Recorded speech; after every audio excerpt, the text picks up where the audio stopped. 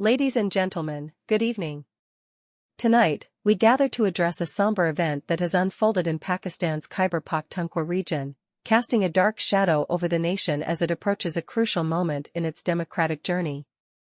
In the district of Dera Ismail Khan, a police station became the unfortunate target of a vicious attack. 10 brave policemen lost their lives, and 6 others were left injured. This tragic incident serves as a stark reminder of the challenges the region faces, as it has been a hotbed for such violent acts in the past. Swift action was taken by the authorities as they cordoned off the affected area and initiated a search operation to bring the perpetrators to justice.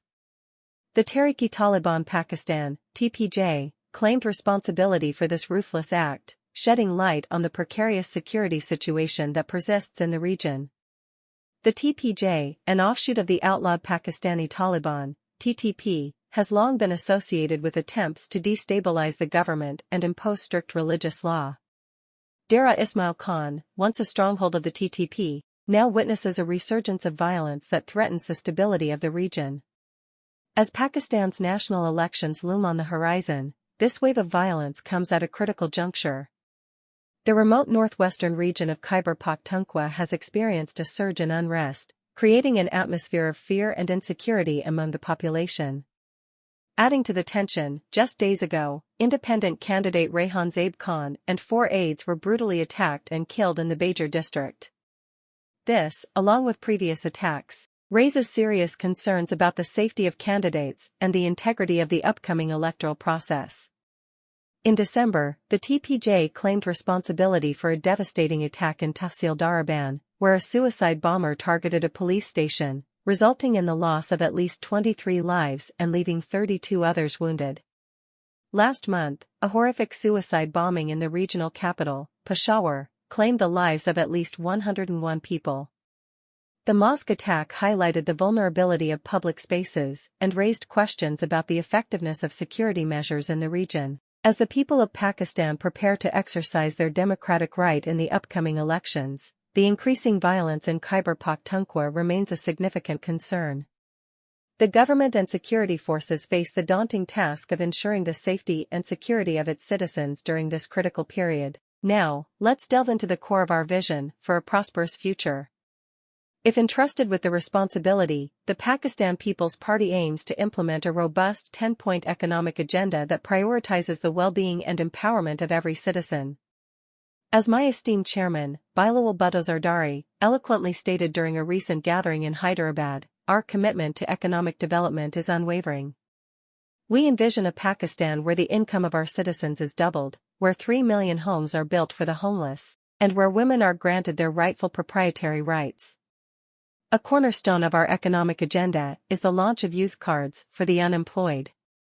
These cards will not only provide financial assistance, but will stand as a symbol of our dedication to the younger generation, offering support until they find stable employment opportunities. In addition, the introduction of the Benazir Mazdoor card and Benazir Hari card is set to revolutionize social security for our laborers and Haris. These cards will extend beyond traditional boundaries, covering individuals engaged in various occupations, be it housemaids, those in private jobs, or even the self-employed. Through these cards, laborers will gain access to education and healthcare facilities, ensuring they receive the social security they rightfully deserve.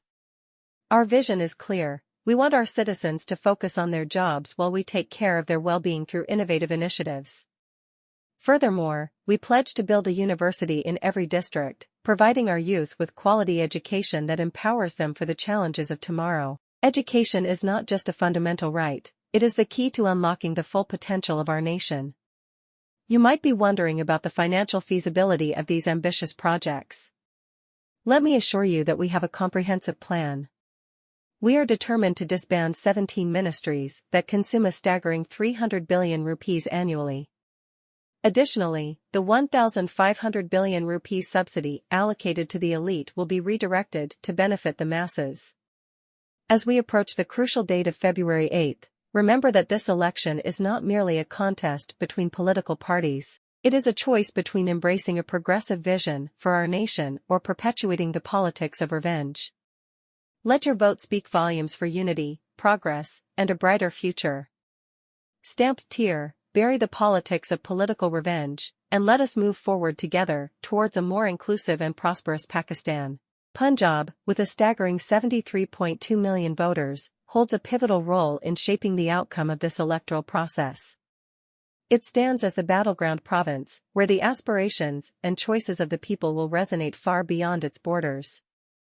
The pulse of Punjab will echo across the nation, influencing the composition of the next government. As we anticipate the unfolding of this democratic spectacle, there are critical pointers that demand our attention. These factors not only gauge the health of our democracy but also hold the key to understanding the direction our beloved nation is headed. Firstly, let's consider the voter turnout. The number of people showing up at the ballot box is not just a numerical statistic, it reflects the engagement of our citizenry and the strength of our democracy. With doubts lingering about the fairness of these elections, a robust turnout will affirm the credibility and inclusivity of the electoral process. Secondly, the burgeoning presence of young voters cannot be overlooked. A staggering 57 million individuals between the ages of 18 and 35 now hold the power to influence the course of our nation. Historically, their turnout has been relatively low, but if they converge at the polling stations in substantial numbers, it could defy conventional wisdom and reshape the political landscape. Moreover, over 23.5 million new voters have joined the electoral rolls since 2018, constituting 18% of the electorate. This infusion of new voices brings an element of unpredictability, as many of them may not be affiliated with any party, making last-minute canvassing a potential game-changer. Women's participation remains a critical factor. Despite comprising 49% of the population, female voters constitute only 46.1% of the electorate. However, initiatives by the Election Commission and advocacy groups have steadily narrowed this gender gap. Watching the lines at women's polling stations could provide insights into the strength of their participation. In the quest for victory, the focus on marginal constituencies is paramount. Over 100 National Assembly seats were won by a plurality in the 2018 election, with tight margins deciding the fate of many. The outcome of these closely contested battles may sway the overall election results, particularly in Punjab. Half of the 90,675 polling stations have been labeled sensitive or most sensitive due to security risks. These stations, particularly in Punjab, Sindh, KP, and Balochistan, need vigilant observation to ensure the electoral process remains free from violence or external interference. As we approach this pivotal election day, our democracy stands at a crossroads. It is our duty as citizens to closely monitor these indicators, ensuring that the democratic exercise remains untarnished and our electoral outcome retains its legitimacy. Let us collectively strive for a fair, inclusive, and transparent electoral process that paves the way for a stable and prosperous future for Pakistan. Each year, on this solemn occasion, the people and government of Pakistan and Azad Jammu and Kashmir come together to reaffirm their dedication to the cause of Kashmir. It is not merely a day of remembrance, it is a day to infuse new spirit into the resilient hearts of our Kashmiri brothers and sisters, who have been steadfastly fighting for their freedom for decades. Across the nation, people from diverse walks of life will engage in demonstrations and form human chains, echoing their support for the Kashmiri cause. These collective actions aim to send a powerful message of unity and solidarity to those who continue to endure the challenges of living under Indian subjugation. As we commemorate this day, both President Dr. Arif Alvi and caretaker Prime Minister Anwarul Haq Kakar have expressed their resolute support for the Kashmir cause. President Alvi emphasized the cardinal principle of international law, the right to self-determination, a right that has unfortunately eluded the Kashmiri people for far too long. In the words of President Alvi, the Indian illegally occupied Jammu and Kashmir (IIOJK) stands today as one of the most militarized zones globally, where fear and intimidation have become a harsh reality for the Kashmiri people. He condemned the indiscriminate use of force against civilians and the arbitrary detentions faced by human rights defenders. Prime Minister Kakar, echoing these sentiments, denounced India's illegal and unilateral actions of August 5, 2019, as a blatant violation of international law and relevant UN Security Council resolutions. He highlighted India's efforts to alter the demographic structure and political landscape of IIOJK, further emphasizing the importance of the UN Security Council resolutions and the wishes of the Kashmiri people in finding a lasting solution.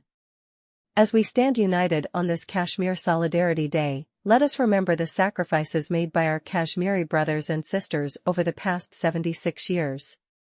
Let this day serve as a testament to our unyielding commitment to support their just cause.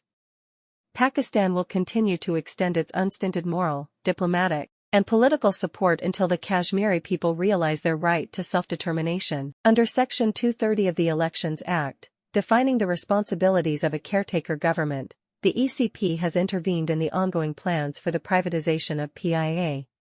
This section outlines the functions and limitations of a caretaker government during the transitional period between elections. In a letter addressed to the Secretary of the Cabinet Division, the ECP Secretary, Dr. Asif Hussain, has sought all relevant documents related to the privatization of PIA. The top electoral body has explicitly directed the caretaker federal government to halt any further steps, including the signing of agreements, until a decision is made by the ECP under Section 230. Section 230 emphasizes that a caretaker government is mandated to perform its functions related to day-to-day matters necessary for running the government.